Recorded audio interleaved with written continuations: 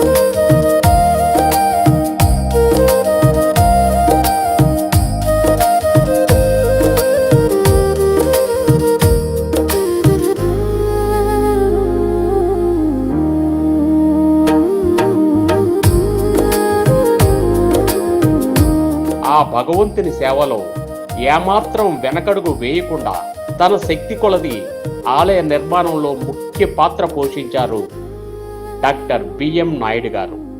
కొండ కొప్పాక ప్రజలు, పెద్దలు ఈ గుడి తమ ఊరిలో ఉండటం అదృష్టంగా భావిస్తూ తమదైన సహకారాన్ని అందిస్తూ ఆలయ నిర్మాణంలో తమ వంతు పాత్ర పోషిస్తున్నారు.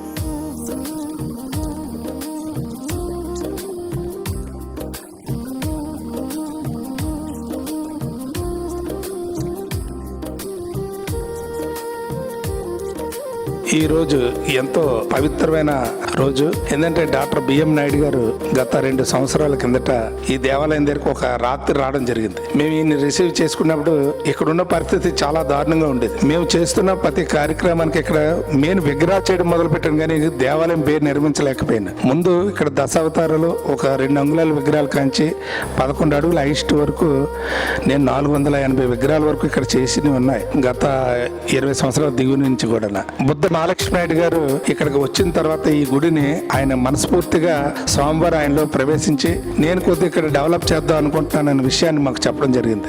ఈ యొక్క పద్మనాభస్వామిని మీరు దత్తత తీసుకొని చక్కగా మీరు డెవలప్ చేయండి అని నేను మనస్ఫూర్తిగా చెప్పడం, ఆయన ఎంతకంటే నాకంటే ఒక 10 రెట్లు ఇంకా ముందుకు వచ్చి ఈ దైవశక్తిని ఇక్కడ చేయడం జరుగుతుంది. వాళ్ళ కుటుంబ సభ్యులకు కూడా ధన్యవాదాలు తెలుపుకుంటూ ఇప్పుడు డాక్టర్ బిఎం నాయుడు గారు ఆయన అమూల్యమైన సందేశాన్ని మా యొక్క దేవాలయం తరపుని ఇక్కడ ఈ అదృష్టాన్ని నాకు కలుగు చేసిన అనంత పద్మస్వామి కృప, ఇక్కడ నాతో అసోసియేట్ అయిన వీరనాయుడు గారు, ఆ పైగా మిగతా మేమంతా కలిసి దీన్ని ఒక లెవెల్లో తీసుకురావాలనేటటువంటి దృఢ సంకల్పం మాకు రావడం జరిగింది. అనుకోకుండా నేను ఏదో వర్క్ మీద అనకాపల్లి వచ్చి రిటర్న్ అవుతున్నాను. వీరనాయుడు గారు ఇది ఒకసారి సందర్శిస్తే బాగుంటుందంటే నేను వచ్చి చూసి అప్పుడు మేమిద్దరం డిస్కస్ చేసి దైవ అనుగ్రహంతో మన ఇద్దరం కలిసి పూజ చేద్దామని చెప్పేసి నేను మాట ఇచ్చి చెప్పిన 15 రోజులు దాటకుండానే అనంత పద్మనాభ స్వామి అనేటటువంటి ఆ దేవదేవుణ్ణి స్థాపించుకుని చేస్తే బాగుంటుంది అనేటటువంటి ఉద్దేశంతో ఈ డెవలప్మెంట్స్, గ్రానైట్ ఇవన్నీ, ఫ్లోరింగ్ ఇవన్నీ చేసి గర్భగుడికి అందాన్ని తీసుకురావడానికి ట్రై చేసి కొంతవరకు సఫలీకృతం అయ్యాం. ఆ తర్వాత ఫస్ట్ ఫ్లోర్ కూడా వెళ్ళాలి అని అంటే మన వీరనాయుడు గారితో డిస్కస్ చేసి ఆ ప్లానింగ్ అంతా చేసి అక్కడితో ఆకుండా సెకండ్ ఫ్లోర్కి కూడా వెళ్ళాలనేసి సెకండ్ ఫ్లోర్కి కూడా వెళ్ళేటట్టుగా ఫాస్ట్గా రన్ చేయాలనేటటువంటి మైండ్ దేవుడు నాకు ఇవ్వడం వల్ల నేను వీరినాయుడు గారి సహకారంతో చాలా వరకు మేము కంప్లీట్ చేయగలిగాం. ఇదేంటంటే ఆగటం లేదు, ఈ ట్రైన్ ఆగకుండా అలా ఫాస్ట్గా రన్ అవుతుంది, చాలా చక్కగా రన్ అవుతుంది. అంటే వర్క్ మొదలు పెట్టడం వరకే, మొదలు పెట్టిన తర్వాత ఆపడం అనేది ఎందుకో మా చేతుల్లో లేకపోయింది. మొదలు పెట్టే వరకు మా చేతుల్లోనే ఉంటుంది, తర్వాత అది స్పీడు, అది స్వామివారు వాళ్ళు లాక్కి వెళ్ళిపోతున్నారు, మేమేం చేయలేము, మాకు బ్రేక్ లేదు. ఆ విధంగా రన్ అయిపోయింది, ఆ విధంగా అది పూర్తి చేసాం.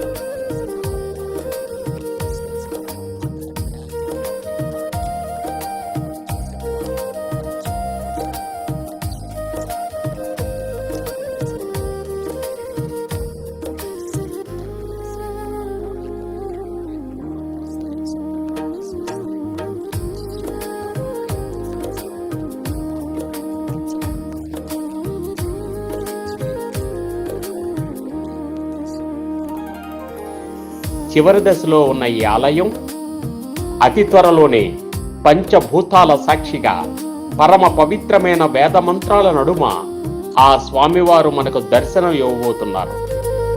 సర్వే జనా సుఖినో భవంతు.